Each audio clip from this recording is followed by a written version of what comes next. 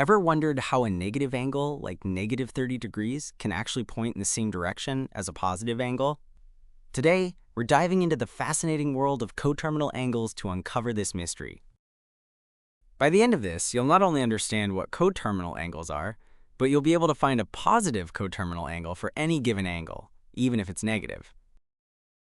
Imagine a standard circle, like a clock face. Angles start from the positive x-axis. A positive angle, like 330 degrees, means you rotate counterclockwise. But what about a negative angle, like negative 30 degrees? In our coordinate system, a negative angle means you rotate times clockwise. Notice something? Despite the different directions of rotation, both negative 30 degrees and 330 degrees end up pointing to the exact same spot on the circle. This is the essence of coterminal angles. Angles that share the same terminal side. They are just different ways of describing the same position.